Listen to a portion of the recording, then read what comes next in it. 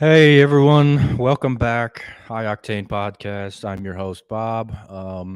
I'm solo today. I thought Sergio was coming, but today is Sergio's birthday, so happy birthday to Sergio. He will not be here. He's with family in Nashville, so I hope he's having fun. But anyway, we're gonna get right on to it. Like I said, High Octane Podcast. I am Bob, your host, and we're back, and we're gonna have some fun, hopefully. But let's get right into it. More random stuff this week. Big weekend coming up for me and Sergio and Mr. Pilgrim. We'll get into that just in just a moment with the race schedule. We're gonna go over that real quick before we get into the main part of this episode. I guess first off, we'll do what am I drinking since I am alone, which is fine. I don't mind doing this shit by myself. Just still have fun with it. I got some interesting stuff this week that I guess I think is interesting and of note to talk about. So let's get right into what am I drinking.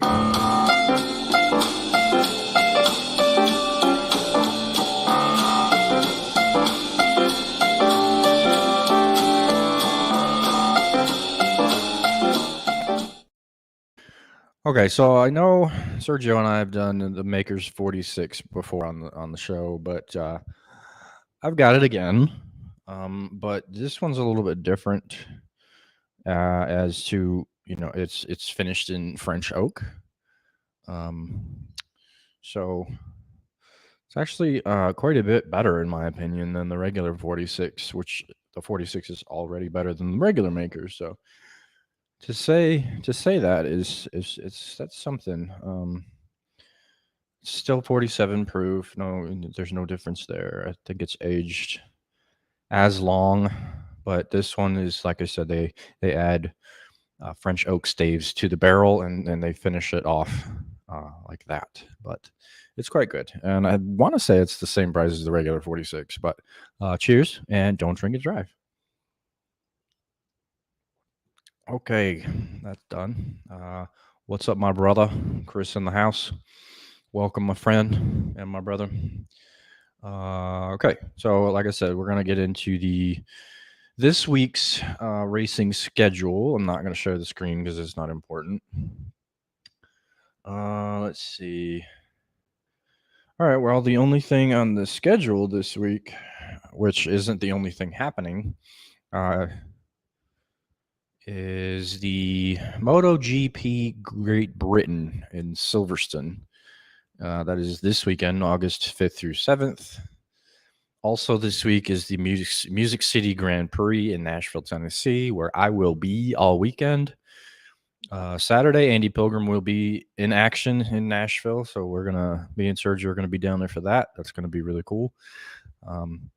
I'm really looking forward to actually meeting Andy in person for the first time, shaking his hand, getting to chit chat with him a little bit before he has to take off, because I'm sure he's going to be busy.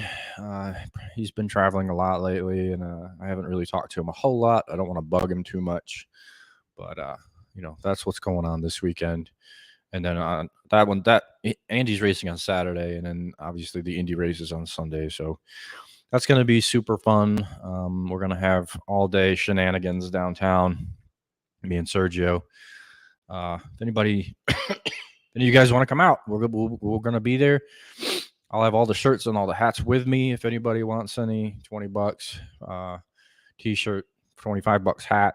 If you get one of each, I'll take $5 off. So $40 for both. So yeah, you guys come on out, check that out. It's gonna be super fun. It'll be super loud, so bring some headphones. But anyway, not much going on in the racing world this weekend, but enough. I'm sure NASCAR has a race, but I don't give a shit about NASCAR. NASCAR blows. It's boring. But yeah, like I said, that's all that's going on in the racing world this weekend. Oh, we forgot. We forgot to do this last week, apparently. There was a lot going on last week. There'll be plenty next week, too, so whatever. We'll bring that up again. All right. Let's see. First things first. I got a recall for you guys. This one's pretty big. It's a Japanese maker. It is Toyota. So let's get right into that.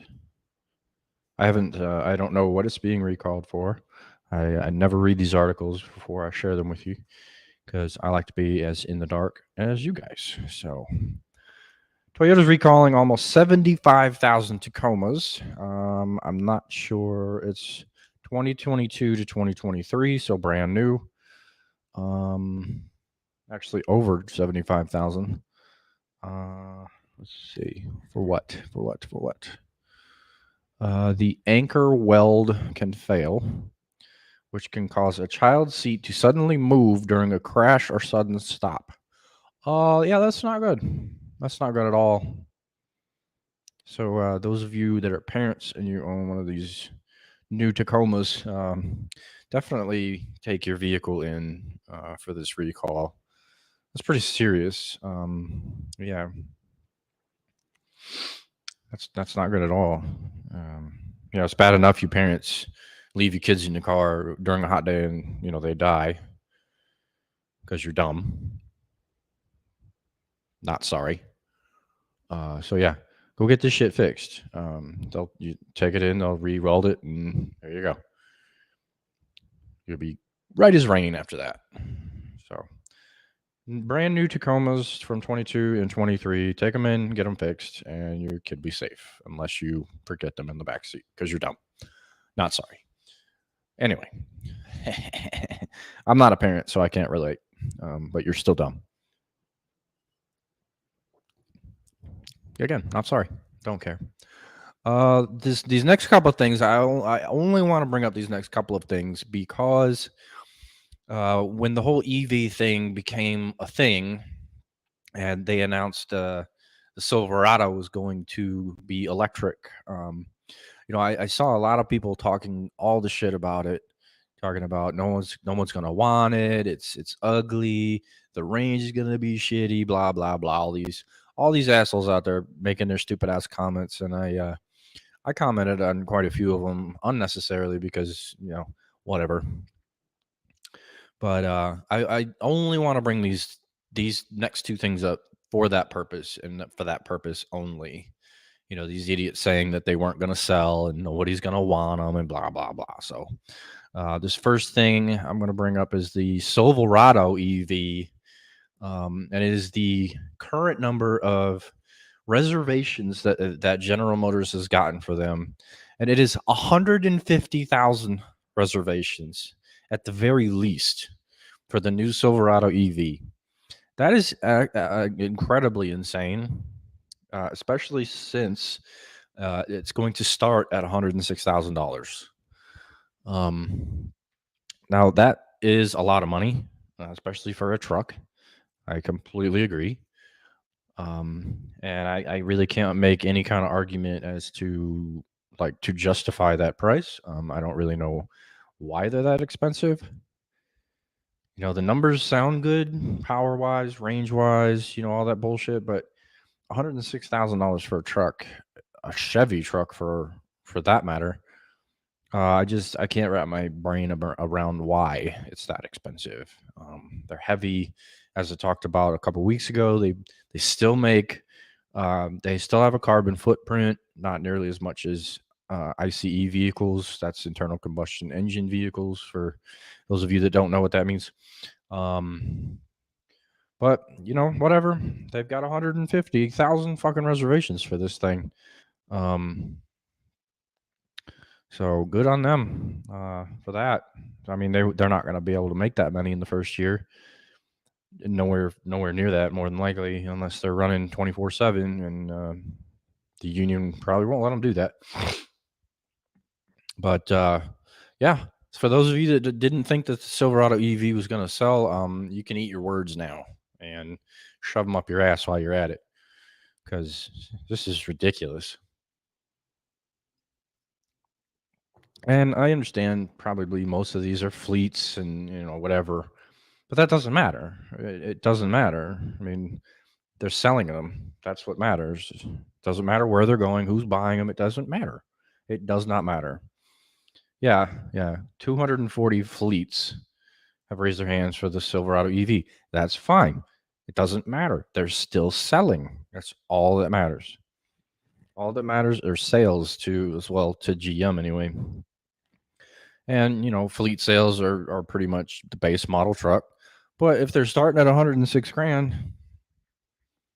which that's not true. I think the RST will be like 106 grand, but I mean the base truck, the base work truck's probably going to be 70, 80 grand. So I mean, they're not hurting. They're not hurting right there. Good on them. I'm happy for them. So yeah, 150,000 so far. So, you know, whatever. Screw you guys. They're selling. All right. So the next one is we're going to talk about the Hummer, the GMC Hummer. It is another EV, and I haven't seen as much shit talk about the Hummer as I did for the Silverado. It's just I think for the simple fact of how powerful it is, how good it looks, the name, just the numbers, the sheer numbers that it puts out. Yes, it's expensive, but I mean, like I said 2 weeks ago when I was talking about the uh what was I talking about? The emissions. General Motors responded to the amount of carbon emissions this thing produces, even though it's an EV. They responded and they pretty much said, "Who we don't care. The people that are going to buy these things don't care, so it doesn't matter. People are still going to buy it. People are still going to drive the shit out of it. It doesn't matter. So they're going to do what they do." But the GMC Hummer across the truck and the SUV trim levels, I guess you could call them, has surpassed 80,000 reservations. So that's pretty fucking amazing too. Obviously, they're more upscale, they're more expensive, but they're far more powerful than the Silverado is going to be. Way faster, it's better looking. I like the Silverado, don't get me wrong, but this thing is incredibly insane. I love it. I love everything about it. I love the look. I love the power. I love the speed. I mean, the damn thing weighs 9,000 pounds and can pop wheelies. That's incredibly insane. I don't, you can say what you want about it. I don't care. It does not matter. Range topping edition 1 trim, which was priced at 110,295 before it sold out. Sold out at over $110,000. And then later on, they're going to come out with lesser trim levels, obviously cheaper, but not as powerful. Not the range won't be as good. Obviously, equipment won't be as good. But you'll obviously have options at that point. You won't have to buy the top line, everything included, and all this other bullshit. But good. I mean, good. Sell every freaking one you can, GM. I mean, come on. Let's go. 80,000 reservations, 42% customers who are new to GM, 75% are new to GMC. So there you go. 70% of GMC reservation holders have never owned a battery electric vehicle before. So there you go. This thing's converting a lot of people. I mean, I don't know if it's a good choice or not. I've not, obviously, not. I've never even been in. I've never even been in. I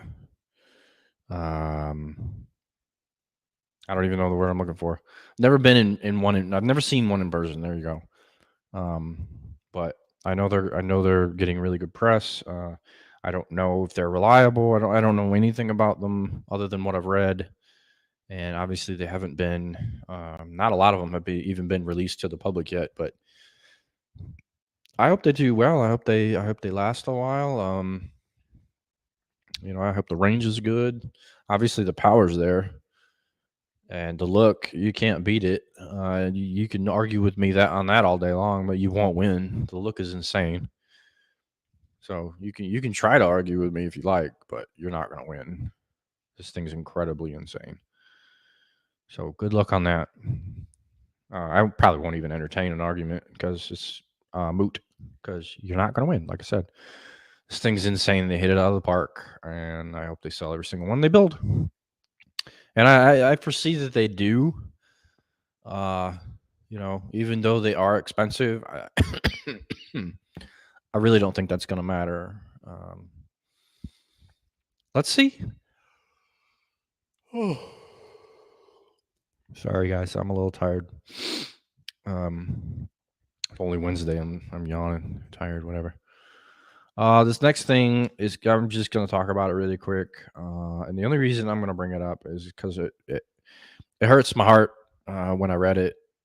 Um, and it'll probably hurt some of you guys' heart too. But it is what it is. It's just a prototype.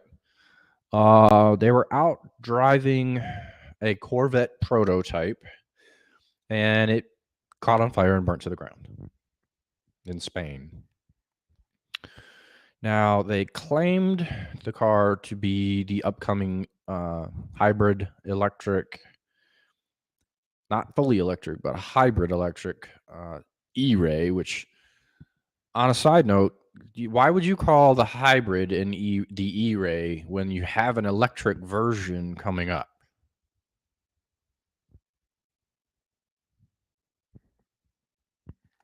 Does not make sense to me whatsoever, especially when you had Manta Ray as an option to call the electric or the hybrid. I think that would have been a much better way to go, especially since I just said that you have a fully electric vet coming. The fully electric should be the E-Ray, the hybrid the Manta Ray, and you already have the Stingray. Obviously, you have the Z06. The people at GM who are naming these things, they're out of their fucking minds. They're actually really really dumb when it comes in this subject right now. This doesn't make sense to me. E-Ray tells me electric, not hybrid. I mean, Manta Ray doesn't tell me hybrid, but that's a better option. It's the better way to go when you're talking about hybrid versus electric. Like, don't call a hybrid E-Ray when you have an electric version on the horizon. It's just so fucking stupid. Like, I just don't get it. Now, I don't know if we even want to watch this video. I don't. I kind of do, but I kind of don't at the same time. Yeah, see, it's a Corvette on fire. Like, we don't want to watch this ever. Oh God. Oh, the wheel looks like it's in decent shape. Wow. Burnt to the ground is an understatement. I mean, there was nothing left of that thing. Unrecognizable other than that wheel. That's crazy. Crazy, crazy, crazy. Now, okay, it was speculated to be an E-Ray. General Motors quickly responded to GM Authority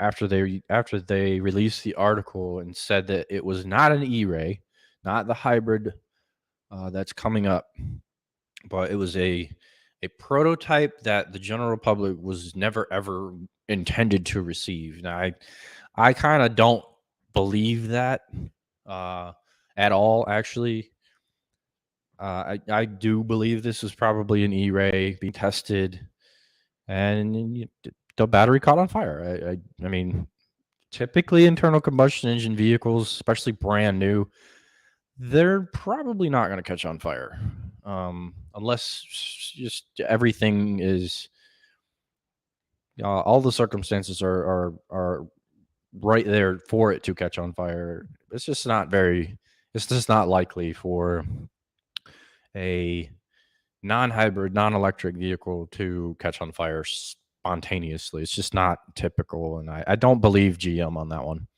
not at all. You can say what you want. You can try to save face as much as you want. I don't believe that this was not an E-Ray.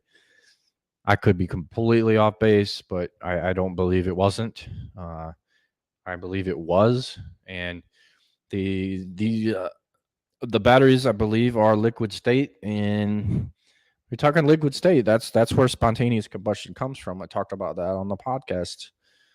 I don't know, a few months back, before I moved into this apartment, and Liquid state is not the way to go. Everybody needs to get away from liquid state batteries. I mean, the solid state batteries are where it's at.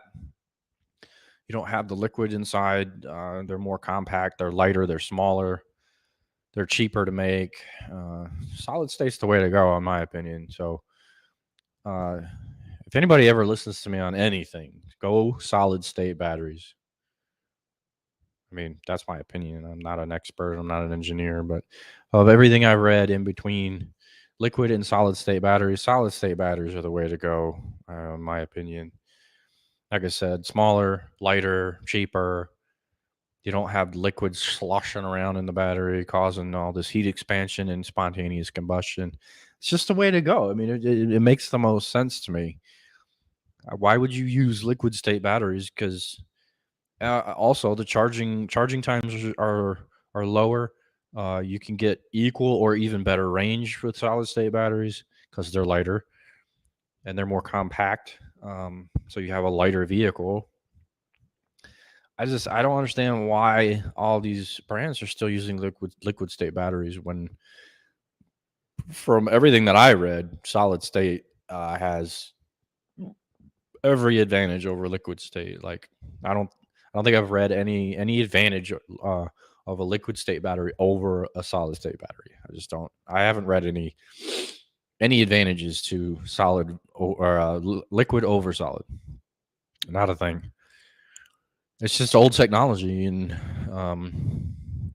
if EVs are going to become mainstream, which I still think we're a long way off, it's not. It's definitely not going to be in 3 years, unless they embrace these new technologies. There's just not going to happen, in my opinion. It's just not. They're not going to become mainstream. They're not going to become affordable. Not every single person is going to be able to afford one. It's just not going to happen. But what the hell do I know? I'm just a rambling fool on a low-level podcast. So whatever. Okay, this next thing I'm actually 100% on board with. I know everybody's familiar with the current car market and all these assholes going like flocking to the dealerships and buying these brand new vehicles and then flipping them for a massive profit, which the dealers are kind of like not letting them do that anymore because the dealers are marking them up like crazy anymore. So the dealers are doing away with the car flipping thing after the fact.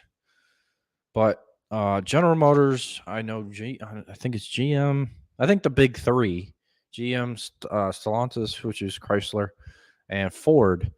They're gonna start implementing this thing that I'm gonna bring up here in just a moment. My stupid ass headphones suck. They're gonna start implementing this little deal to where if you buy a vehicle from a flipper, they're gonna void your warranty.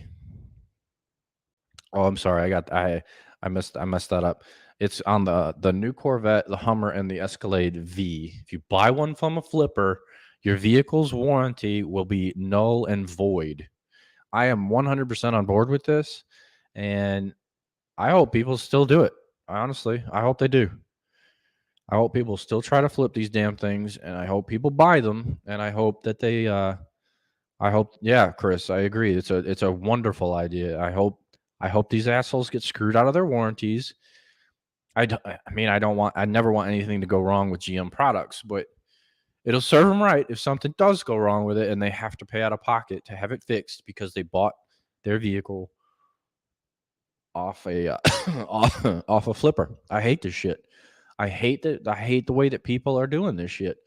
They're going to buy $100,000 car and then they turn around and right after they buy it and they sell it for 150. I hate that. It's total bullshit. People need to stop buying this shit. Stop buying your cars from a flipper and make friends with your local dealership so they don't charge you that stupid markup. Make really good friends with the sales manager at your local whatever dealership you shop at. And hopefully they'll sell it to you at retail. No guarantee of that, but hopefully they do because this shit's getting out of hand. Like I put something in the group a couple days ago. I don't know what dealership it was. It doesn't matter. It's a brand new Bronco that retailed for like, I don't know, high 30s, maybe low 40s. And after dealer installed options and the dealer markup, all the taxes and fees and bullshit, that thing was over $80,000. The dealer markup was $30,000. Like, are you out of your mind?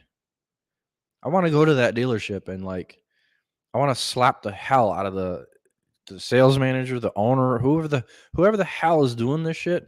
I want to go to these dealerships and slap them right in the face. Like, this is bullshit. It's total bullshit. I mean, I'm seeing this Escalade V Series selling for $200,000, and I'm sorry, it's not worth that. It's not worth anywhere near that.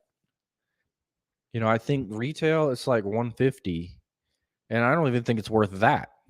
To be completely honest, I don't think a normal fully loaded Escalade is worth 115. I just don't think they're worth that. I really, really don't. They're nice. They're really, really nice. I love the way they look. I love the interior. They're not a $115,000 vehicle. I'm sorry, but they're just not, in my opinion. So yeah, that GM is going to start doing that.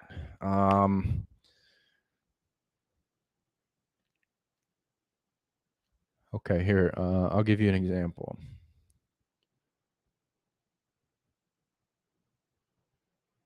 Oh my goodness! Recently, one of the Hummer EVs that has actually been released to the public,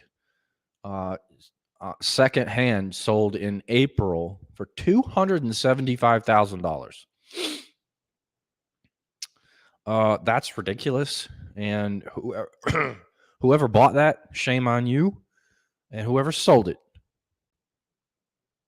I don't blame you because you made money, but it's still a shitty thing to do. What do you got? What do you got? Price gouging and should be illegal. 100%. I 100% agree with you. They have an MSRP for a reason. Yeah, dealers have always marked up vehicles a little bit, you know, sometimes a little bit over MSRP, but never $30,000.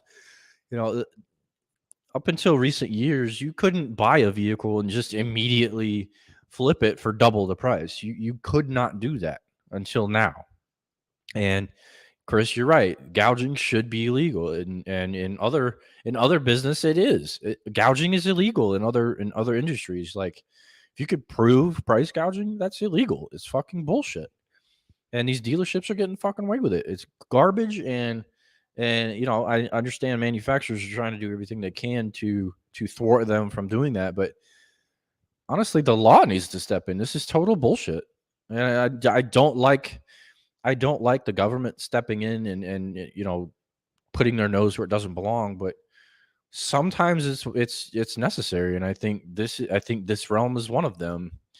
You know, a Hummer EV that retails for 115 grand and it's sold secondhand for 275. That's more than double. It's total bullshit. You got to stop letting these assholes do that. If you want something, if you want a vehicle that bad, just fucking wait for it. Just wait. You don't have to have it right now. All you assholes with your instant gratification, and I have to have this right now. Shut up. Just wait. My God, they're coming to dealers. They're going to be shipped to dealers. Just wait or order one ahead. I understand waiting lists and all that bullshit, but you don't have to have something right now. You don't even want the first model year. Wait for the second model year. Never ever want everybody got to be first. Yes, I understand everybody wants to be first. Everybody wants to be the cock of the walk on their fucking block. Oh, look at what I got. No one else has it. I don't give a fuck what you have. Never ever buy the first model year of especially a brand new, from the ground up, brand new vehicle. Don't ever do that. That is, you're asking for a lot of fucking time that vehicle is going to spend in the dealership, because there's going to be problems with it. You never, ever, ever, ever if it's like if it's a new generation of the vehicle, or like I said, shut up, Chris. You know what I mean? Like the Lyric. Don't buy a 2022 Lyric. Don't don't buy the first year C8 Corvette. Don't buy that shit. Do not buy the first year a brand new vehicle comes to market, because you're gonna have a lot of problems. Always. 100%. There's no exception to that rule ever. Ever. I can't reiterate the ever enough. First year of a new model, brand new vehicle, do not buy it. Don't buy it. Wait for year number 2. Be patient. Trust me, you will not regret it. Let them work all the kinks out. That's the point. Because there are going to be kinks every single time. Every time. I don't care how much time they put into R&D, all that shit. I don't care. There's always going to be issues because they can't catch everything, and it takes so long to fix any kind of issues they have initially before the launch, before they're released to the public. There's going to be issues. They're not going to fix everything because they're not going to catch everything. They just can't. That's my rant. Wait for the second model year, please. Okay. Next thing, it's an update on the Ultra Cruise or Super Cruise or whatever the hell they're calling it. General Motors, their autonomous technology. It's not fully autonomous, obviously, but it's as close as it's gotten so far. It's the most advanced system on the market. You can argue with me on that one all day too, but you're not going to win there either. Autopilot's a piece of shit. That Blue Cruise from Ford sucks. I don't know who else has any kind of autonomous technology, but General Motors is leaps and bounds ahead of everybody, and they literally just doubled the infrastructure of their hands-free technology. 400,000 miles across America and Canada. Tom Cruise, yeah, he wishes. But anyway, 400,000 miles of roadway across North America, United States, and Canada is now available to utilize the Super Cruise technology. And if any of you guys don't really know a lot about the Super Cruise technology, I'm gonna break it down for you a little bit. I don't know 100% what the system is capable of, but I do know a lot of it. Right now, in ideal conditions, it's not 100%. You just hit the button and go. The conditions have to be ideal for the system to be able to work. But in ideal conditions, you hit the Super Cruise button, and the vehicle will drive itself. Period. It will drive. It'll accelerate. It'll slow down. I believe the newest version will make lane changes. Obviously, it'll monitor your surroundings. I'm not sure how it does in the city, but I'm pretty sure it works in the city too. The drawbacks, I guess, if you want to call them drawbacks, they're more safety measures than anything. Is there's a light bar or like a sensor bar on the top of the steering wheel that monitors your face, and it looks mostly at your eyes. And also there's a camera pointed at your stupid face monitoring your eyes, and it can see through sunglasses, by the way, to where you have to watch the road. You still have to pay attention to the road. You can't read a paper. Women, you can't put your dumbass makeup on while you're driving or while the vehicle is moving. You can't watch a movie or text and drive and all this other bullshit. You have to still pay attention to the road. Obviously, it's driving itself, but you still have to be alert. You still have to be aware, and you still have to be able to react in emergency situations.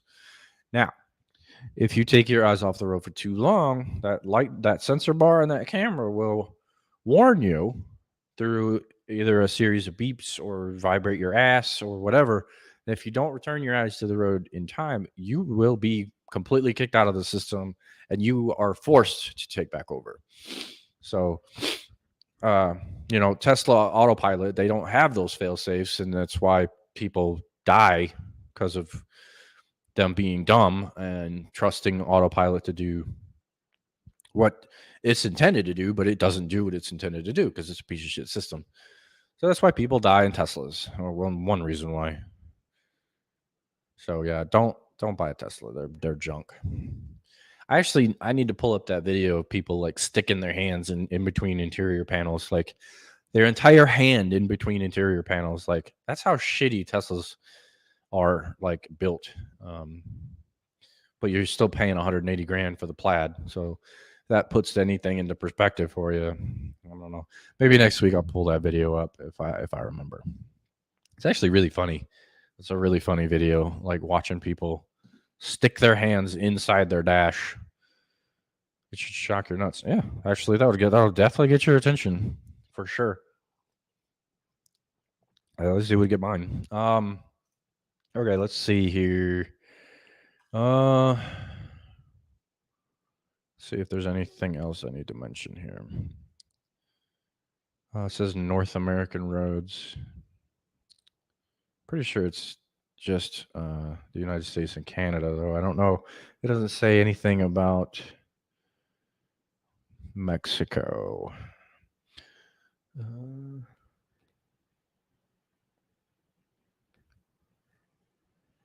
Okay, Pacific Coast Highway in the U.S., West Trans-Canada Highway, Western Canada. Yeah, it's just the United States and Canada. 400,000 miles, though, bitches. That's a lot. That is a whole lot. Good on them, and hopefully they keep expanding it and improving on the technology, and maybe eventually a vehicle without pedals or steering wheel is possible. I don't think it's anytime soon.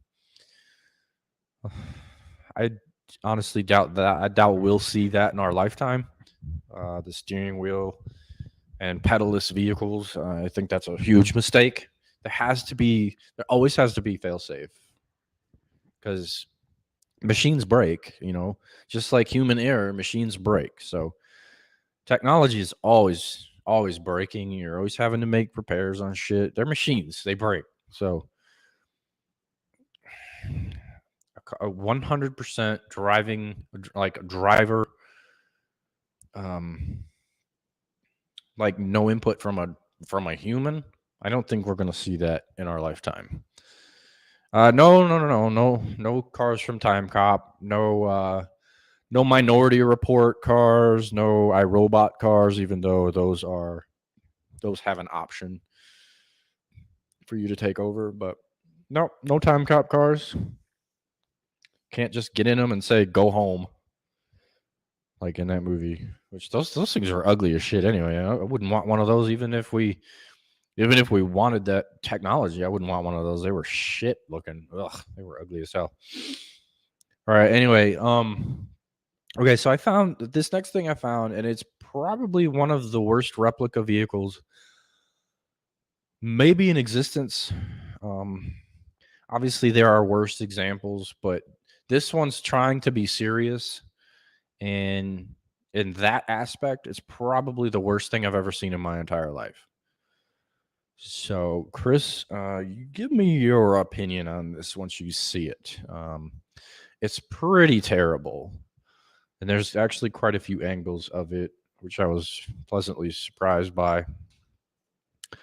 Okay, so this is a Honda Civic that has been made to look, air quotes, my friends, it's been made to look like a Lamborghini Aventador. Now, I know all of you guys know what both of those vehicles look like, and they don't share any resemblance. They don't share architecture. The Civic's a little tiny compact car. The Lamborghini Aventador is a $500,000 supercar. So yeah, let's take a look at what I'm talking about here, and just brace yourself for this, because It's really, really bad. Really bad. Hmm.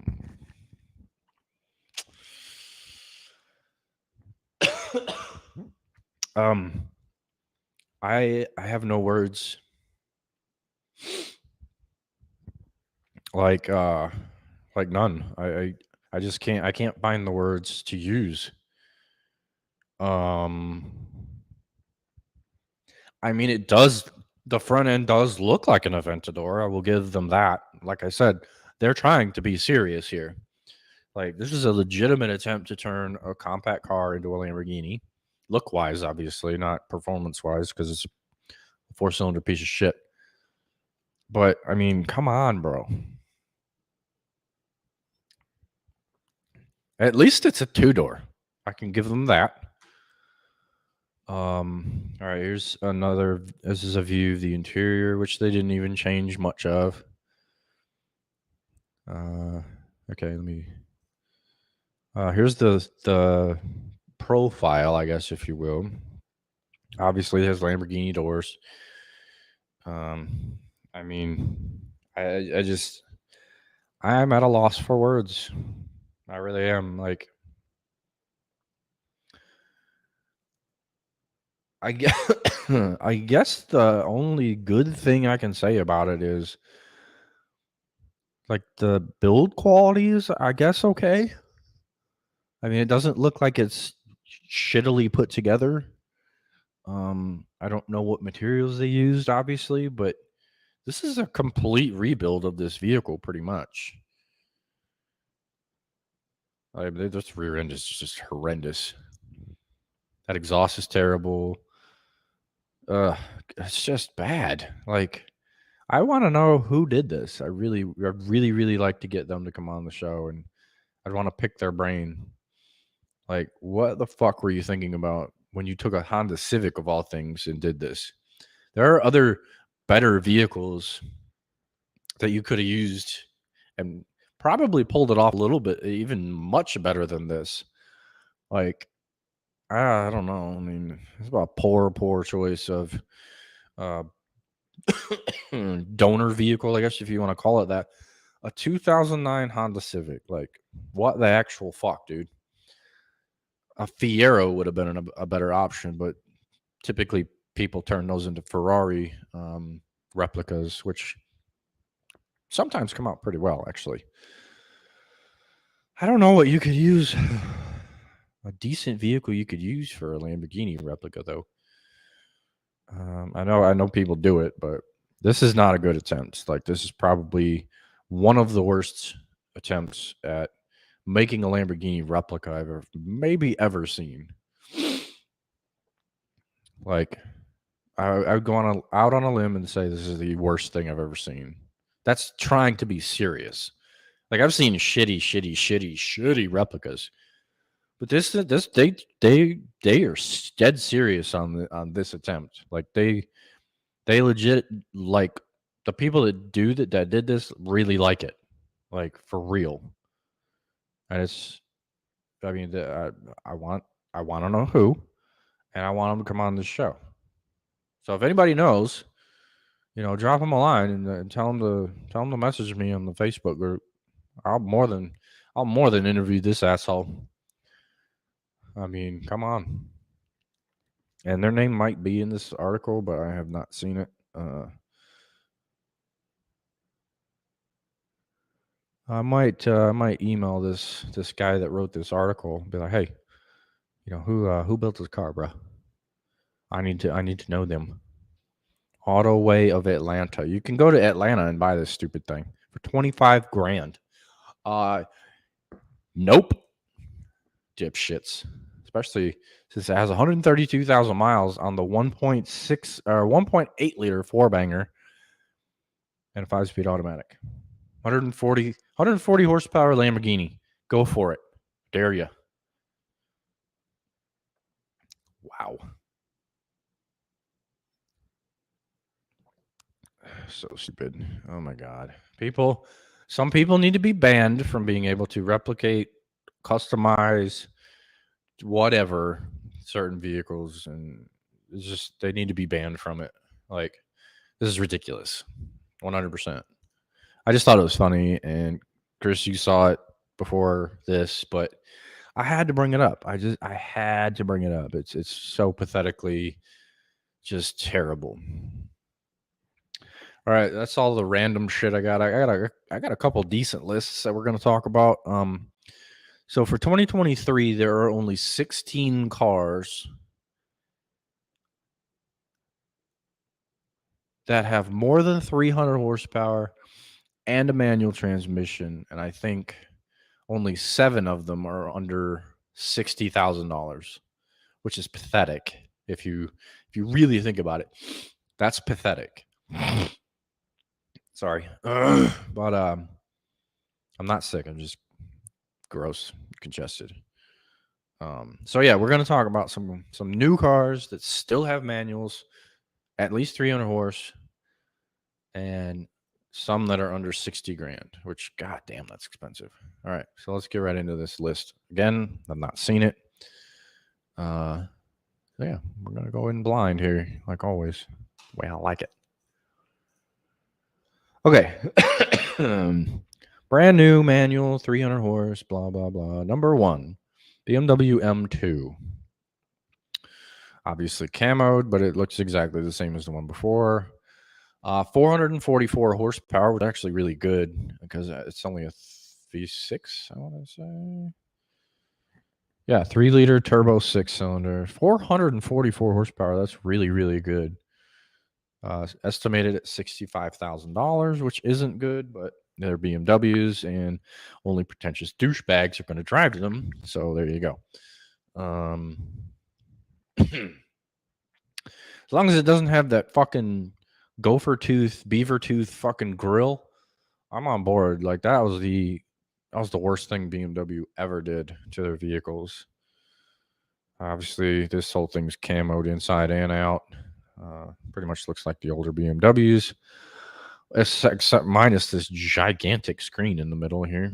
That's retarded, but they're all doing that now. But I mean, for what it is, it makes good power. It's going to have a 6-speed manual or an 8-speed automatic, not all-wheel drive at all. Which this is the M Performance version, so that makes sense. So yeah, good on BMW for keeping the manual around, at least as an option. Good on them. I don't like it, but good on them. All right, so oh god, the new M3 does have that gopher tooth fucking grill, which is ugly. It's the worst thing I've ever fucking seen in my life.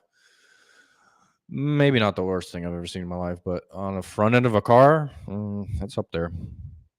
473 horsepower. I think it's still the same 3-liter turbo as the M2, just tuned a little bit more. $72,800, which is incredibly insane for an ugly ass car. But we're talking about cars with manuals for 2023, so this is it. Or at least it's one of them. I know they perform well and blah blah blah. It's like the benchmark in its class.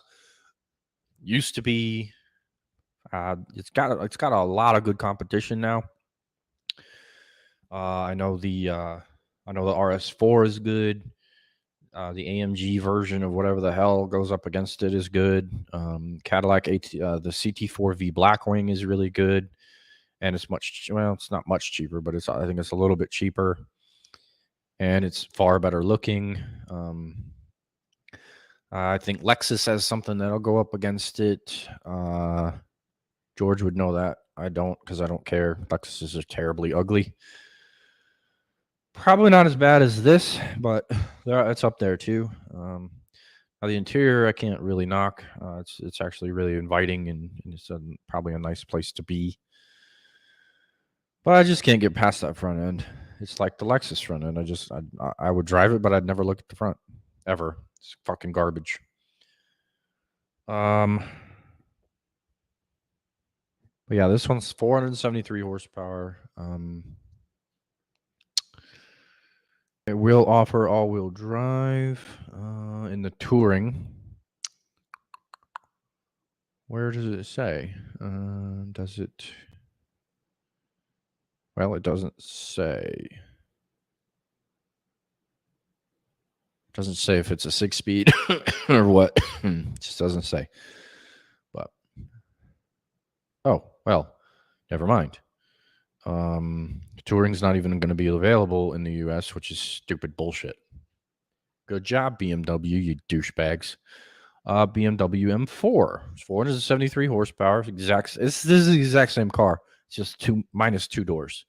Same ugly ass grill, same interior, blah blah blah. We're not going to dwell on it. And here we go. Oh, it is quite a bit cheaper actually. This is the CT4 Blackwing, 472 horsepower, and it starts at just over 60 grand, which is 12 grand cheaper than the BMW. And like I said, it's way better looking. It's just as powerful. And let's see, 10-speed auto or a 6-speed manual. There you go. Turbocharged V6. The 6-speed manual actually saves you money. Saves you $3,175. So there you go. And it's way cheaper than the Beamer. And much, much better looking. Fight me on that one. You can fight me all fucking day. I'll beat your ass if you want to argue. That's a much better looking car. Much better. I will argue till the day I die. It's a much better looking vehicle. Probably performs better too. Bitch. Anyway, CT5V Blackwing, 668 horsepower, 85,000 just over. Fucking insane car. Incredibly insane car. Pretty much they look very similar, but there are ways to tell them apart, very simple ways. Just look at the headlights. That's all you got to do. Look at the headlights. All you got to do. You can tell them apart very simply. But like I said, 668 horsepower, which I think it should be higher. It's a supercharged V8. I want to say it's got a 7-speed manual. I'm not 100% sure on this one. Doesn't say. But whatever. Chevy Camaro obviously still offers a manual. Anywhere from 335 to 650 horsepower, which again should be higher. Prices range from $34,500 to $64,400. So there's a pretty wide range there. Actually, that base price needs to come down a lot. But what can you do? At least it doesn't. At least they dropped the damn 2-liter. No, they didn't drop the damn 2-liter. Stupid. Why did you range it from 335 to 650 then, dumbass? It should be 275 to 650. God, these idiots. Ugh. Anyway, whatever. It has a manual. It can make decent power. Which that 6.2 needs to be higher. The non-supercharged 6.2 needs to be higher. And even the supercharged 6.2 needs to be higher. So stupid. They're not offering people enough options in the Camaro, and that's why the Camaro is the sales are shit, and that's why it's going away as we know it. You know, me and Sergio talked about that fucking electric sedan last week, and I'm afraid that they're gonna call that the Camaro. I really, really am, and I hate that. I hate to besmirch the name, but I'm gonna go out on a limb and say they're gonna fucking do it. I don't want to, because I hate that idea. I don't hate the powertrain that's going in that car, and I don't even hate the car. It's not a bad looking vehicle because it has a lot of Camaro design like cues, but don't call that car a fucking Camaro. That's not a Camaro. That's not what the Camaro has ever been. The Camaro's never had 4 doors. Like the old the old Charger. It was a fucking 2-door. The new Charger has 4 doors. You screwed up the Charger. Please, please, please don't do that to the Camaro. Please. But anyway, you can still get one with them. You can still get one with a manual. So there you go. Just depends on what you want. I don't know which ones offer the manual. Like I don't know if you get a 4-cylinder with a manual, or I obviously you can get a ZL1 with a manual, but I don't know if they all come with a manual. It doesn't really say, but some of them you can. Oh, it says all flavors of Camaro you can get with a manual. There you go. Every single one across the board come with a manual. All right, so Dodge Challenger is another one. They range from 375 to like 900 horsepower. This fucking list is stupid. They say 375 to 485, which is dumb, and then $39,700 to $53,000 is the range. Obviously, they're not including the Hellcat or the Demon or the newest, latest, greatest 900 horsepower one. I don't know what the hell they're going to call that. I don't know what's called. They're going to call it the fucking Devil Dog or whatever the hell they're going to call it. But that thing's going to have 909 horsepower, and I guarantee you manual, which is insanely ridiculous. I think you have to run it on E85 for that, but what do I know? But yeah, you can get a 6-speed manual in the old Challenger here if you want. I wouldn't. But what can you do? Some people are weird. And they like a car that's looked the same for 14 years. Which, I mean, good on Dodge. You haven't had to fucking update the thing. You haven't had to redesign it at all. Dumbass people are still buying it. So good on you. Ford Mustang, obviously, you're going to be able to get a manual in it, probably in every trim level, just like the Camaro. Obviously, they're not including everything in this one either. 310 to 480. I know they go up to, I think they currently go up to 800 horsepower. The GT500. The price ranges, which highly undercut the Camaro, 27,470 to 58,365. Which is why the Mustang's destroying the Camaro in sales. Not to mention that their 4-cylinder makes 35 more horsepower. Pathetic. I'm not a super huge fan of the look of the Mustang, but I mean, it's destroying the Camaro in sales, like I said. And there's going to be a new one in 2024. And if it looks anything like I've seen, it's terrible looking still. But I mean, the Mustang isn't going anywhere. Obviously, they ruined it with that stupid ass Mach-E. But tried and true coupe car, front engine, rear drive, manual, blah blah blah. The car's still selling. I mean, it's still doing pretty well. So they're obviously not screwing up the car yet. Eventually, it's going to be electric, but who knows? 6-speed manual or a 10-speed automatic. GT, you can get 450 with the Mach 1, 470. See, they in the title of this, they don't include the GT500, but down here they do. 760 horsepower in the GT500 with a 7-speed dual clutch. That's the one you want, but it's very expensive. And for a Mustang, I'm not paying it. Oh, the ugliest car on this list, even with the BMWs on this list. The new Honda Civic Type R. Now, I will concede the fact that it has gotten better, but it's still fucking ugly. It's an ugly, ugly, ugly car. It's not going to show the rear because that's the worst part of the car.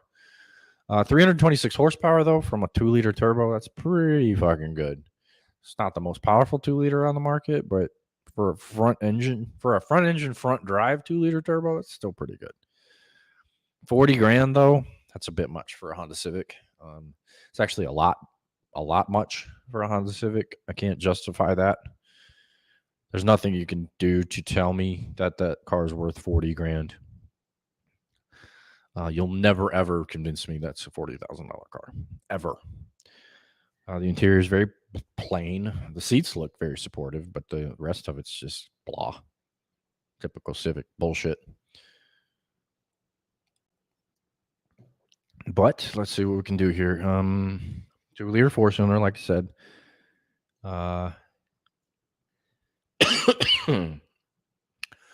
Oh, okay. Stupid. Our version is only 306 horsepower. The same exact fucking amount from the previous fucking version, which doesn't. That's not an improvement, assholes. When you upgrade a vehicle from one body style to another, typically you give us more power, assholes. But no, we don't get shit. The Japs get 326 horsepower, not us. I don't care if you think that's racist. Don't care. They're Japs. I'm not calling them the real slur. So get over it. Which I never would. I'm not racist. I like all people. I hate stupid people, but it doesn't matter what color you are. Stupid people are in every race, every religion, every country, every whatever the hell you want. Stupid people exist everywhere, and those are the ones I don't like. But anyway, this one's fucking hideous. Like I said, it's the worst looking car on this list so far. Although the next one, my brother thinks is a little autistic, and I agree. The new 400Z. I will say this: we saw one at Cars and Coffee the 4th of July weekend, and the interior is very, very nice. I will say that. I will concede the fact that the interior is nice. This front end, yeah, Down syndrome all the way. I'm not sorry. Base price is $39,990, and then you go the Nismo, I guess, is $53,000, which is a lot, but I guess for what you're getting power wise, it's not too terribly bad. Considering that the Supra ain't shit compared to this thing. 40,000 gets you 400 horsepower, a manual transmission. Compared to the Supra, let's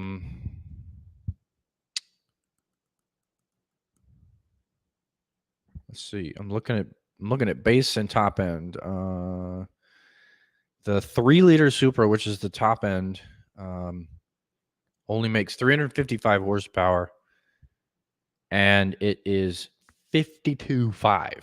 So like 12,000 more, which is ridiculous. And it's fucking hideous. The Supra's garbage, and I will never, ever apologize for that. Never. Don't think so. No. Okay, I might have had that wrong, actually. Might have that wrong, but I don't care. Doesn't matter. The Nissan's Nissan's a better car. It doesn't share its underpinnings with a fucking BMW. It's not as ugly, and the interior is way better, and it performs better, guaranteed. So, between the two, I would go with Nissan all day, even though it looks like an autistic child. I'll never apologize for that. Because it wasn't my fault. My brother brought that up. He noticed it, pointed it out, and I just took it. So, thank you, Christopher. The most basic bitch woman Porsche that exists, the 718 Boxster. It has gotten better. I will concede that, but it's still the bitchiest Porsche ever. Modern Porsche, anyway. 300 to 414 horsepower, 65.5 to 103.4, which is insane for a Boxster of all things. Let's see. What do you got here? The 4-cylinder makes 300 horsepower, which isn't shit. 6-cylinder is does not say, but the 6-cylinder starts at $92,400 for a 4-liter GTS.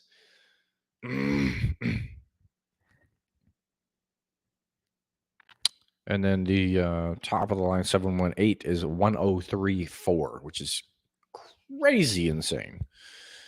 No, you couldn't pay me you couldn't give me one of those and have me keep it because I would just flip it, bitch.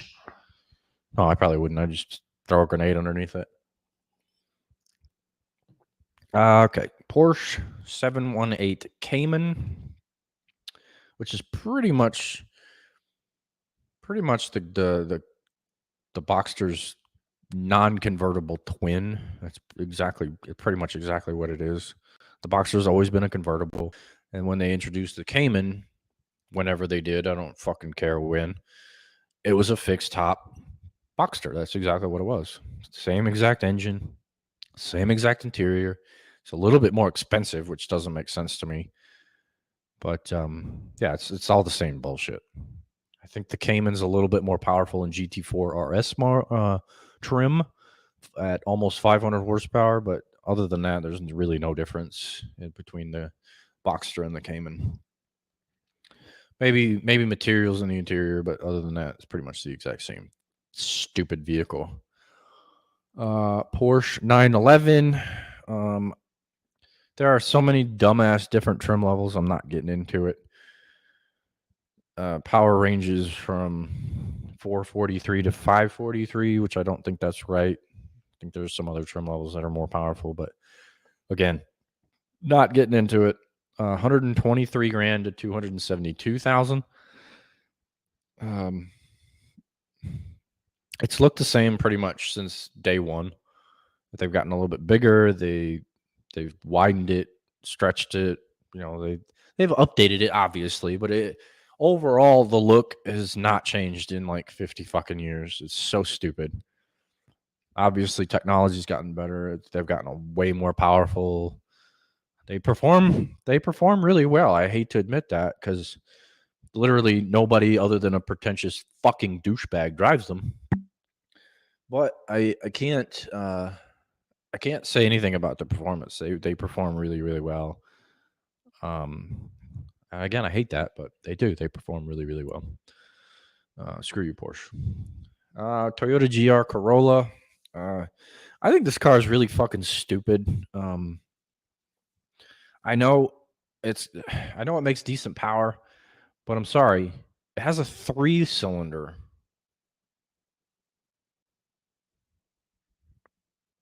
How much more tuning can you do to a turbocharged 3-cylinder that already makes 300 horsepower? I mean, how much more can you do to it, honestly? Could you maybe get another 100 horsepower out of it with a bigger turbo and some tuning and internals? I don't know what else you can do to it, honestly. 34 to 40 grand for a car that is all-wheel drive, has a manual, 300 horsepower, blah, blah, blah. I guess that's not too bad, but it's still a Corolla. When has the Corolla ever been appealing? It's still not very good looking. I mean, it's better than a basic bitch one, but it's still not that great looking. The interior is not terrible. All right, let's see what we got here. Same manual as the GR86. This thing makes 300 horsepower. It doesn't say what size the little bullshit 3-cylinder is. I can't remember. 1.3 or something like that. 1 liter. I don't remember. But it's crazy. Like I just don't see. This is not a tuner. This is not a tuner car. Like a somebody that's into tuner cars. This is not their dream vehicle. I don't think. I mean, if you're just gonna keep it bone stock, maybe. But if you want to do aftermarket shit to it, I just don't see how much you can do to it. I need a tuner to tell me what else they can do to this thing. Honestly, how much potential does the already 300 horsepower 3-cylinder have aftermarket wise? I would be interested in knowing. Because I don't think it's much. All right. Speaking of the Supra. Oh my God. Base price Base price is $52,500. So that Nissan's already a bargain compared to this ugly piece of shit that shares the architecture of the BMW Z4. It's literally the exact same thing, different body. That's all it is. And it tops out at a little over 58.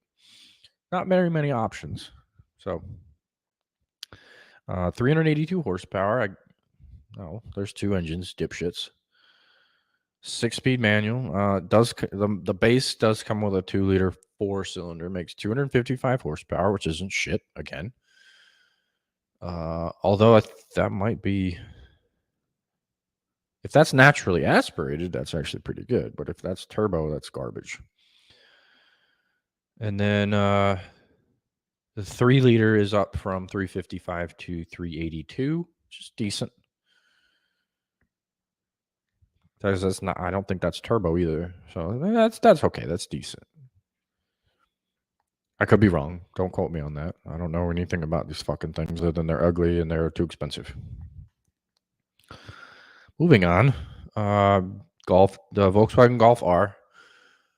315 horsepower, decent. Not as good as the Civic. Well, our version of the Civic, that's more. And it's a little more expensive, but I'd pay a little bit more for German over fucking Japanese all day. 6-speed manual. Let's see. The GTI makes 241. The Golf R makes 315. I want to say, yeah, they are all-wheel drive with torque vectoring.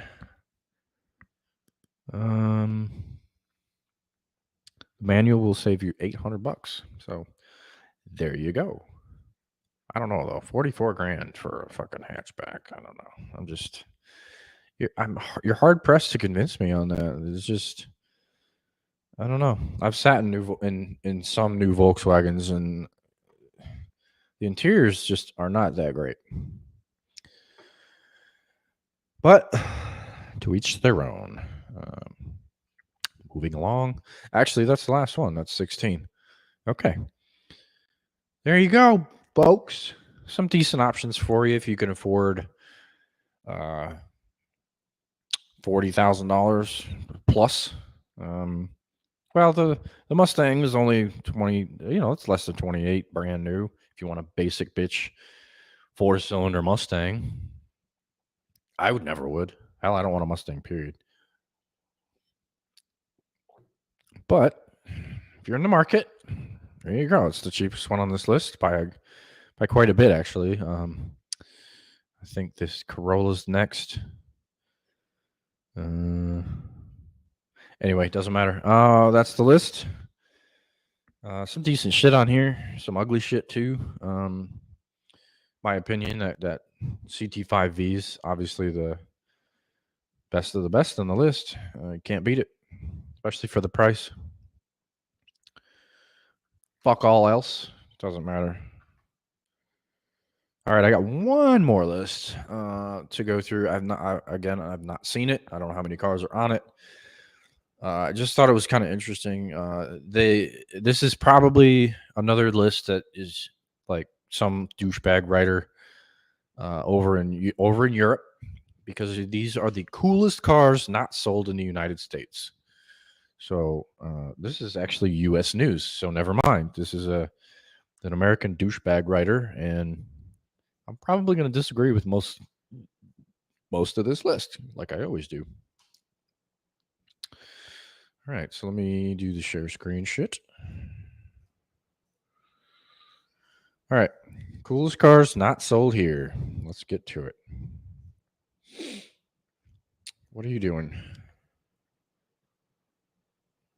What are you doing? Hello, what are you doing? All right, that link is screwed up. So let me reopen it and let's see if we can get it to work right.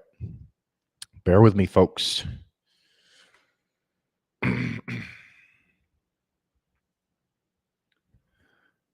right, give me one moment. I'm going to pull that shit back up. It won't take long. Where is it? There's this.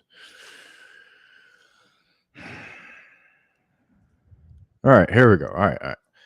Okay, these aren't brand new. These are just random shit. All right.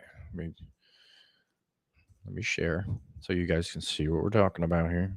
Chris, you already know this first one. You've already seen it. First one is the 2017 Volkswagen Scirocco R, which I didn't hate, actually. It's not a bad looking vehicle. And it actually made decent power for 5 years ago. You know, a 2-liter turbocharged 4 cylinders, 261 horsepower, almost 260 foot-pounds of torque. In a small car, this is actually pretty decent. I don't like this color, obviously, but um, I don't know why they didn't import this car here. I think it would have done pretty well. I think maybe the only reason they didn't bring it here was they didn't want to compete with the Golf GTI or the Golf R or something like that, which that doesn't make any sense to me because the GTI is a completely different class and the Golf R is a 4-door car. So it doesn't really make a whole lot of sense why they didn't to bring this car here. And I don't know, it just doesn't make a whole lot of sense. I would have liked to have seen it, actually. I know they brought the Scirocco, but not the Scirocco R, blah, blah, blah. Bitch ass Germans. I agree with that one. That one's cool. Why are you not working? Load. Bitch. Thank you. 2022 Alpine A110. I don't like this car at all. I think it's really, really ugly. This douchebag calling it this douchebag that wrote this article is calling it one of the greatest examples of automotive forbidden fruit. I'm like, no, this is a terrible looking car. It's underpowered with a 1. Whoa, wait a minute. Actually, it's not. It's a mid-engine 1.8 liter turbocharged 4-cylinder with 250 horsepower. That's actually pretty decent. And in GT form, fucking 288 horsepower. That's actually pretty good. Okay, I'll shut my fucking trap now. But it's still ugly as shit. Makes decent power, but it's fucking hideous. Oh my god, this is not cool at all. Nothing from Dacia is cool. Nothing at all. I think this is. I don't remember where the hell. I don't remember where Dacia is based out of, but it's somewhere in not this country. They don't make good vehicles. They don't make good looking vehicles. They don't make good performing vehicles. They're shitty. Yeah, this is not cool. George Kennedy and Chris Teague, you're both dumb. This is not cool. Everyone knows, I already know this isn't cool. I hate Genesis. I hate everything they've done. I hate everything they will do. Other than the interiors, I don't like their cars. Like, this front end is garbage. It's just hideous as fuck. I hate those split fucking squinty headlights. It's the same in the rear. I love a wagon. I love a wagon. This is terrible. This is an ugly fucking car. Ugly. Not cool at all. Not cool. And you'll never convince me. It's not cool. It's ugly. Fuck you, Korea. Ford Puma. Y'all can keep it because this is hideous. I don't know if this is supposed to be like a tall Focus or what, but this is shit. This is shit. And shame on you for using the Puma name on an ugly ass vehicle. 93 horsepower? How is that cool? No, thank you. Nothing about this thing is cool. Nope. Okay, finally, something cool. This is the Holden Ute, what we're looking at, but I'm pretty sure there are other versions of the Ute over in Australia. I want to say not modern, but Ford did the Ranchero for the Australia market, and then Subaru did the Brat. Obviously, the Brat was over here too. Yeah, for a little while at least. But the Holden Ute is obviously by far head and shoulders the best of all of the Utes. Best looking, has the most different trim levels, and obviously HSV Holden Specialty Vehicles is an aftermarket brand. They've modified some. You know the HSV GTS Maloo or whatever the hell it is. It's an aftermarket Ute. It's upgraded. It has ground effects, bigger wheels, better brakes, better suspension. It has the C6 ZR1 engine under the hood. It's an insane car, truck, if you will, whatever. But there are so many different options with the Holden Ute that you can. It's just the sky's the fucking limit, and I think that General Motors in the American market is there's a segment that is lacking over here. Call it a car, call it a truck, call it a car truck, whatever, call it whatever the hell you want. This would sell in this fucking country. You make it, you differentiate it from the Holden. You make it complete. Don't rebadge it. Make a completely new vehicle, but have the truck bed on it. Call it the El Camino. Slap a giant V8 under the hood. It'll sell. I guarantee it. Guarantee it. Even if you do it for 1 year, make 1,000 of them. Because I know we're all going to fucking EVs. Do it as a fucking, just a great send out for the ICE vehicles before you go fully electric. Just do a last hurrah. Bring the fucking El Camino back for 1 year. Make 1,000 of them. Throw the new Z06 engine under the hood. Throw that old ZR. Well, you can't do they discontinued the old ZR1 engine, which is fucking stupid. I'll never concede that fact. But throw your most powerful engine under the hood of this damn thing and sell it for $100,000. I guarantee you will sell every single thing, every single one that you can build. But make it a limited run. You know, just build $1,000. Build 1,000 of them all day. You'll sell every single one of them. Moving on. I agree with this one. Oh my God. Nope. Renault Megane RS. Nope. These would never ever sell over here. The majority of Americans don't even know what Renault is. Never heard of it. Never seen one. Although it's probably a decent vehicle, it's ugly as fuck. Like terribly ugly. It makes good power. 300 horsepower out of a 1.8 turbo. Probably all-wheel drive. I don't know. It doesn't say. But it's ugly as shit. And like I said, there's a reason Renault has never been over here. I'm sorry, but the French don't make decent vehicles. They just don't. They really don't. Citroen CV. 2CV. Sorry. This is not cool though. It could be, but it's terribly ugly. Like I don't mind the profile line and some of all that bullshit because this is the RS version. The front end of this thing is god awful. Like it is terrible.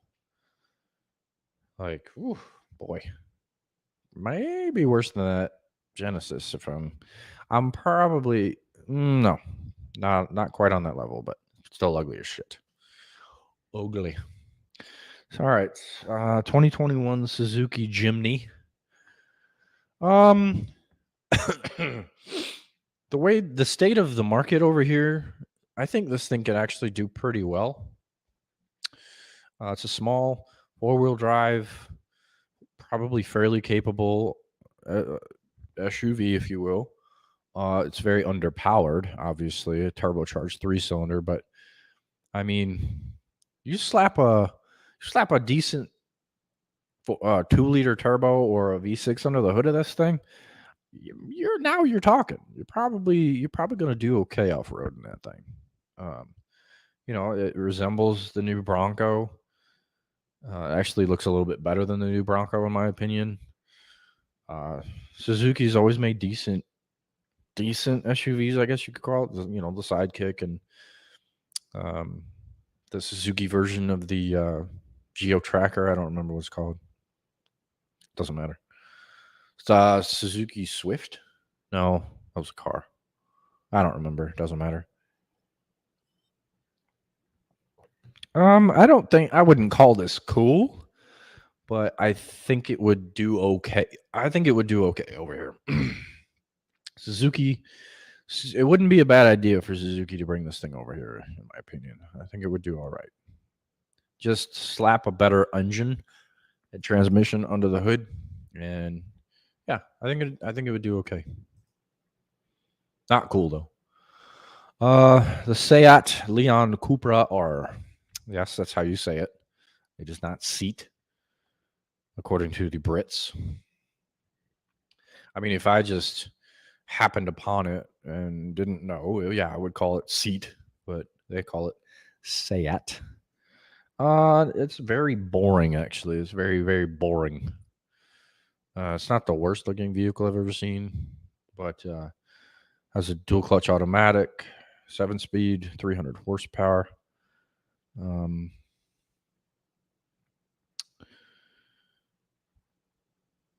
Yeah, nope. It's just very boring. Honestly, it's super, super boring. I don't think it would do good over here, especially since no one over here has ever fucking heard of it. I know it because I'm in the industry. I'm always looking. But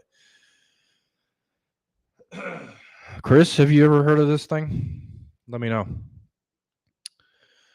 Uh, okay, 2021 Mitsuoka Roadster. No, this would not. This, I mean, I guess some people over here will probably be interested in it, but it doesn't look like it's built very well. It's obviously built on some other frame.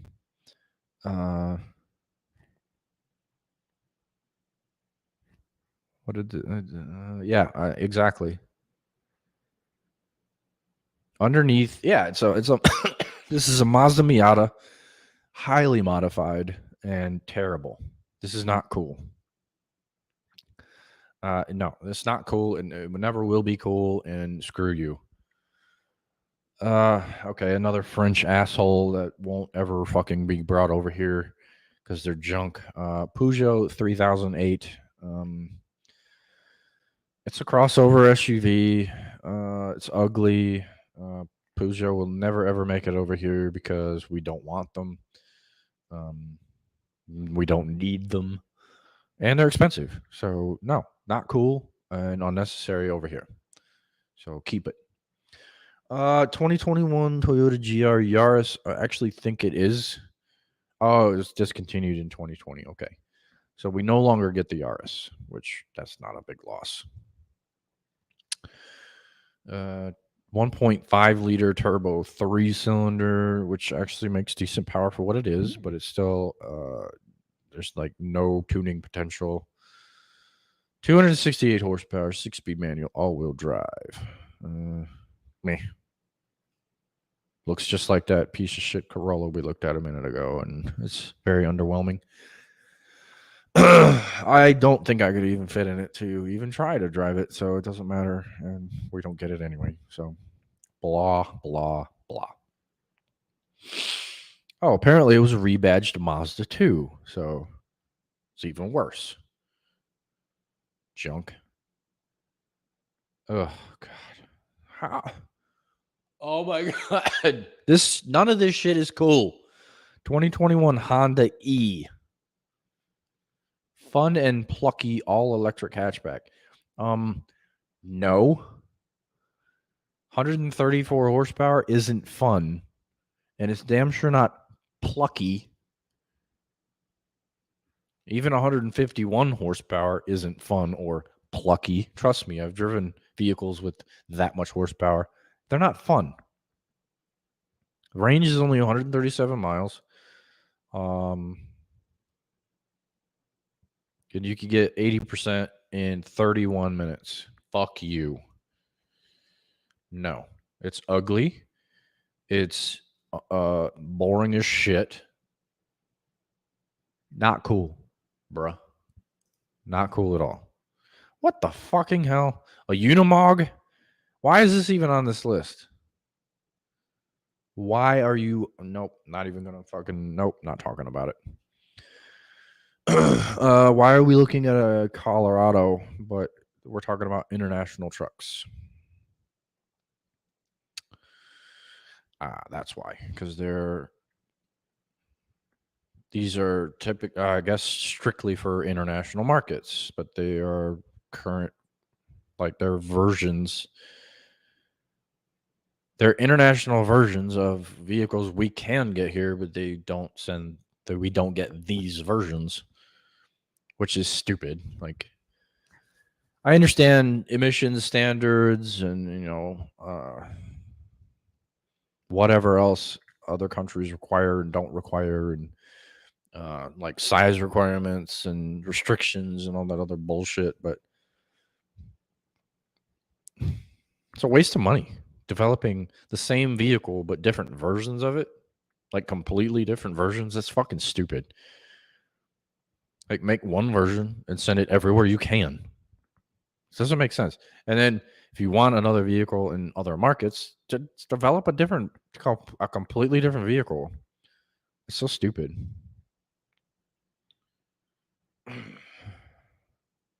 Well, yeah, all international trucks. That's why they're called international. Stupid. Audi RS3 Sportback, which I would love this car in this country. Like, Audi needs to send everything they make over here because I love Audis. I drive one. It's ridiculous looking. It's not an Avant, but it's a Sportback. I'm still on board. RS3 comes with a turbocharged 5-cylinder, 400 horsepower. Probably sounds ridiculous. 5-cylinders just have a different sound. It's actually really, really strange. And you don't see them in a lot. Every now and then, a manufacturer they'll develop a 5-cylinder engine, and they make really good power. They're actually fairly they're actually fairly economical gas mileage wise, and they just sound very unique. It's like a V10. Like, there's just a very unique sound. They don't sound like a V8, a V12, obviously, but they just have a unique sound. It's just crazy. I wish more manufacturers would utilize a 5-cylinder because they're a really good balance between power and economy, even better than any V6 or 4-cylinder. I don't know. They're just really rare, and this one utilizes it and makes good power, and it's a good looking vehicle. I don't know. I just wish they would bring this shit to America, man. Audis work over here, but people like them. Fucking bring that shit over here, assholes. Oh my god. Nissan March Nismo version. Why do you need a Nismo version of this? Like, are you fucking kidding me? Oh my god. 114 horsepower in a Nismo version. And they say it's plenty for a car this size. No, it's not. 114 should be in the base model of this fucking car. And the Nismo version should have like 150. Stupid. Stupid, not cool. Fuck off. BMW M3 Touring. We talked about this on the last list. The Touring is not available here. We already know that. It's a little bit more powerful than the regular M3. It has 510 horsepower in the wagon, which bring that shit here. Bring that here. We need wagons over here. General Motors, Ford, Chrysler. We want wagons. At least I do. I'm weird though. I like wagons. Chris, you like wagons. I know you do. Cool people like wagons. Lame people don't. That's fine. That's why they're lame. Part of it, anyway. Okay. CLA AMG shooting brake, which I do not. I don't think I'm looking at a CLA wagon, but could be wrong. It's the exact shooting brake is just another word for a wagon. The car on the right is what you're looking at. That's what they're talking about. The shooting brake wagon. This is what I was talking about that has the most powerful 2-liter turbo in the market right now. 415 horsepower out of a fucking 4-cylinder. That's crazy right there. 4 seconds to 60 with a 4-cylinder. That's incredibly insane. Not an overly huge fan of how it looks. I don't hate it, but it's not the most attractive Mercedes they've ever built. Honestly think the E-Class is one of the better looking ones that they've ever built. I like the S-Class, but I just like the E-Class, and especially it comes in an AMG wagon. The E-Class. Other than the SLS and all those other fucking $200,000 cars, the 2 doors, 2-seat, whatever weirdo cars, the E-Class wagon is my favorite, especially in AMG trim. I don't care. Fight me. Fucking fight me. Oh, that's the end of that list. That wasn't 22 cars, but all right. Whatever. Had fun with that. Most of those cars would not do well here. So rightfully so, they're not sold here, and hopefully most of those will never be sold here. I'm sorry, Renault and Peugeot and Citroen. You're never ever gonna catch on over here. You're just not. You don't make good looking vehicles. As from many previous episodes, you don't make good looking vehicles. Exterior, interior, you just don't make good looking vehicles. You don't. Citroen 2CV is a prime example. And Citroen, I have talked so much shit about you over many episodes. You make shit vehicles, bro. You just don't make good vehicles. Your interiors are shit. And that's where you want to, be the most attractive to people is in the interior, because that's where they spend all their time. Obviously, the exterior is important too. The interior is a little bit more important, and you make shit cars. I'm not sorry at all. French cars they'll never catch on over here. The French are fucking assholes, so we're never gonna accept their vehicles. All those little city cars, that stupid ass Nissan Nismo 114 horsepower piece of shit, that ugly ass Honda E fucking electric garbage thing. Very few of those cars on that list would ever make it over here. Very few. The Scirocco R, that Suzuki, obviously those Mercedes. Bring that fucking BMW wagon. Bring that Audi. The rest you could fucking keep. Like, we don't need any of the rest of that bullshit. We already have cars that can compete on the level or better. We don't need any of that bullshit, or we don't want it. So yeah, keep most of that bullshit. We don't want any of it. Some of them, yeah, some of them will work over here. Most of them not. Again, not sorry. I don't give a shit. We like what we like over here. We don't allow too much new shit in. Like Alfa Romeo just broke back into the market, and we've pretty much accepted them back in. They're Italian. They actually do make good looking vehicles. They perform well. They're not crazy expensive. So Alfa, they've successfully worked their way back in.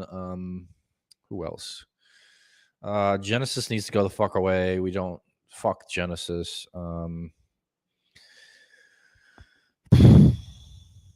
Kia can fuck off too, pretty much. They're junk. They've come a long way from when they started, but they're still pieces of shit. Most of them are still ugly as fuck. That Kia Telluride, don't even get me fucking started. That thing is god awful ugly. If you own one of those, shame on you. Like, you have got to be blind to think that thing looks good. Ugh. Anyway, I'm done ranting. That's all I got this week. Like I said earlier, I was supposed to have Sergio with me, but it's his birthday. 100% excused. I hope he's having fun with family. He's got family down from New York. So, Sergio, happy birthday, homie. We'll see you next week. Enjoy your time. Like I said, anybody that wants to come out to the Music City Grand Prix, me and Sergio will be out there all day, Saturday and Sunday. We'll be in the high octane shirts. I'm tall as fuck. Just search me down. Just say, hey, listen to the show. Talk shit. Tell me I suck. I don't care. As long as I know you listen to the show at least once, that's cool. I don't care. So everybody come out. I'll have, like I said, I'll have the shirts and the hats with me. If you want one or if you want both, let me know. But yeah, Andy's gonna be there on Saturday. He's gonna race at 7, I believe. That's in the evening. So everybody come out, cheer him on. I can't wait to meet him. It's gonna be a super fun time. But that's gonna do it for this week. That's all I got. I thought I had enough, which hour 40. I'm good with that. No wheel talk anymore. I think we're gonna do away with wheel talk. I've got to replace wheel talk with something else. I gotta find something else that's interesting to replace wheel talk with, because that wasn't even my idea to begin with, and trying to do away with as much of that part of the show as possible. Either do away with it or replace it. So I'm gonna come up with something else for wheel talk. Like I said, maybe last week, might do like junkyard gems or barn finds or some bullshit like that. It might be interesting. I don't know. I'll figure that part out. But anyway, that's gonna do it for this week. Thank you guys for returning. Thank you new viewers for joining. I should have said that from get-go, but I did not. I apologize. But like I said, gonna do it for this week. I'll be back next, or me and Sergio should be back next week. But everybody have fun. See you later.